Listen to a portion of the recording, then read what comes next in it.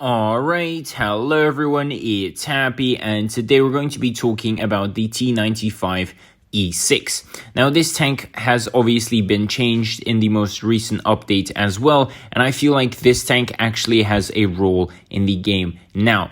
Of course the armor was reduced by a tiny bit, and yet the mobility is still great with 50 kilometers per hour.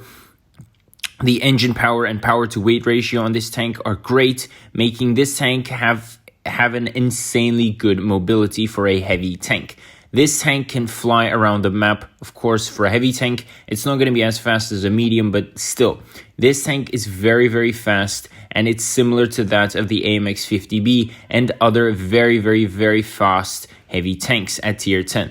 Now the gun again is also very, very good. The aim time and dispersion is just a tiny bit worse than, for example, of that of the Chieftain, but everything else on the tank is good. So your gun depression is very nice as well. You have 10 degrees of gun depression, which is insanely good. On top of that, of course, the aim time and the gun handling, everything else is very, very good. So you have a solid tank with meh armor, but good gun depression, good aim time and gun handling, and overall great mobility. So you pretty much have a heavium, so a heavy/medium tank, and this tank was made to pretty much bully other medium tanks.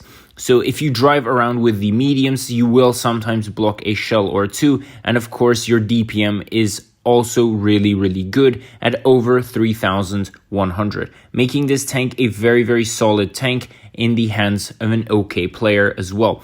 For unicums and really good players, this tank will be amazing after the new update, and I feel like now this tank can play a little bit better. Of course, if it had turret armor, it would have been even greater, because this would allow you to go hull down and pretty much smack the hell out of enemies. Well, this tank I would not really recommend for newer players though, simply because I feel like newer players rely a lot more on armor, and this tank really doesn't have any of it. You won't really be like blocking a lot of shells. This isn't like a Super Conqueror, for example, or an IS-4, an IS-7. This really is a cardboard tank, and be prepared to pretty much take a lot of shots into the face. But if you're good at playing, low-key non-armored tanks, then I feel like this tank is perfectly suited for you, because apart from the armor, this tank really does have everything.